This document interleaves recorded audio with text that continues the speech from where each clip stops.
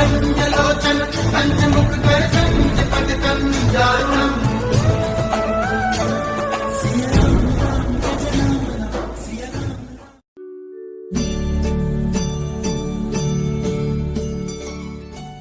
महाराज जी के आज के विशेषांक में रक्षा सूत्र परिवार के सभी सदस्यों का हार्दिक स्वागत है। बाबा जी के भक्तों को राम राम। एक बार मुझे अधिकारियों के पास लाइट वेट फल के डिब्बे पैक करने का आरोप लगाया था। मैं निर्दोष था, लेकिन यह आरोप मुझे चिंतित कर रहा था। महाराज जी ने मुझे डांटा, कायर कभी कायर ना बनो, बहादुर बनो। कायर तुम्हें डर क्यों लगता है? क्या तुम मुझे नहीं पहचानते हो? मैं हमेशा तुम्हारे साथ रहता हूँ।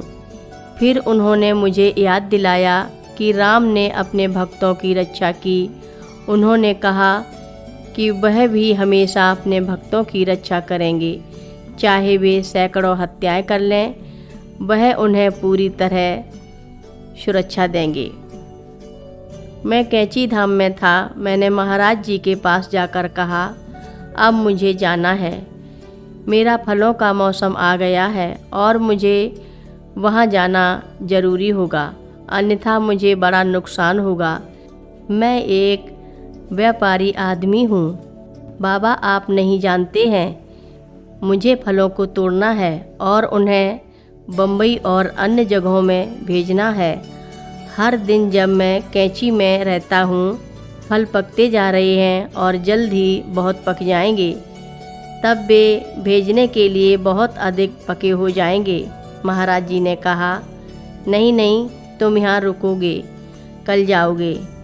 ऐसे 15 दिन बीत गए। फिर आखिरकार महाराज जी ने कहा, कल तुम्हें भेज दूँगा, मुझ पर भरोसा रखो। तो अगले दिन मैं यहाँ आया और फल पूरी तरह से पक गए थे। मैंने सोचा, महाराज जी ने मेरे साथ बहुत अच्छा किया। महाराज जी ने मुझे नुकसान ही नुकसान दिलाया है। सारे फल पूरी तरह से पक चुके थे और मैं केवल कानपुर या इलाहाबाद के स्थानीय बाज़ारों में ही उन्हें भेज सका, बॉम्बे में नहीं, जहां हमें बेहतर मूल्य मिलता था। और फिर आगे क्या हुआ? बाज़ार में फलों की बड़ी कमी आई। वे लोग जिन्होंने अपने फलों को बॉम्बे, कलकत्ता या मद्रास भेजे थे, उन्होंने तो माल की ढुलाई तक नहीं मिल पाई। और मैंने अपने फलों को स्थानीय बाज़ारों में भेजा था और अपनी उम्मीदों से भी ज़्यादा धन प्राप्त किया है। मैं महाराज जी पर मन ही मन बहुत नाराज़ था कि मेरे फल पक जाएंगे तो कम पैसे मिलेंगे और मुझे बहुत बड़ा घाटा हो जाएगा। मुझे बिना कारण इस तरह कैंची में रोक लिया था। कौन जानता है महाराज जी की लीला को कि कब किन पर बरस जाए।